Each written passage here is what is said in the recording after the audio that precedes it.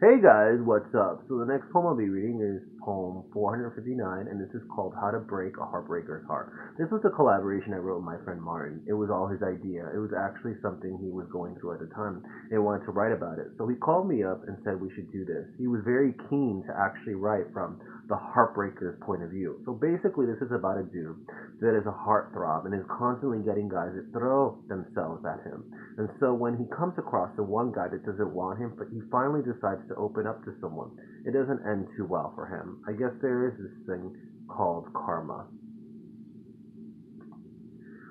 How to break a heartbreaker's heart. It's 2 a.m. and it's still young. We finished coming out of the bath.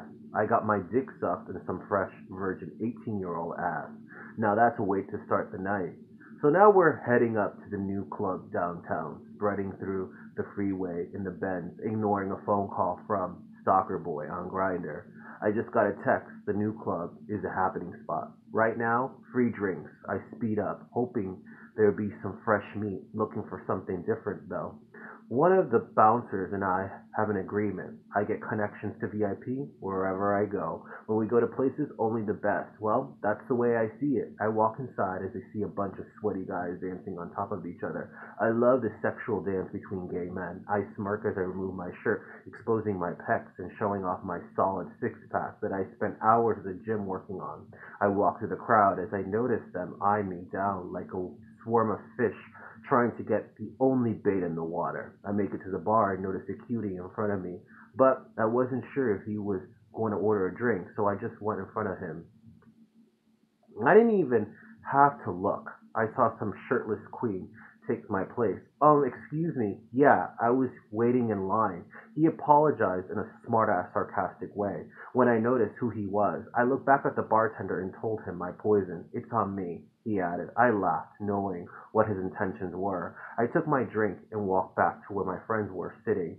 He, feeling disrespected, followed me as the boys dancing threw themselves at his mercy, as if he was some great god. I continued to laugh as I saw this pathetic scene. It looked from one of those cheesy teen pop movies.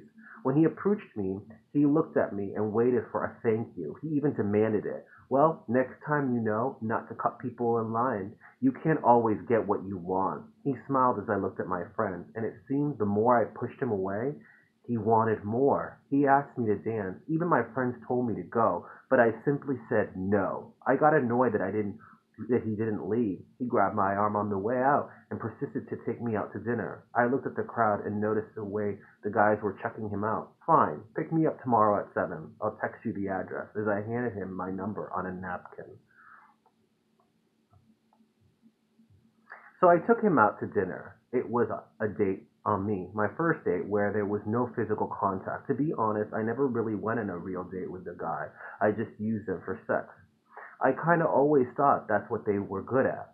And the ones that did want that, well, I kind of made fun of it and claimed them to be stalkers because they were so persistent about it. During dinner, I opened up and told him about my father leaving my mother. That happened when I was just a boy.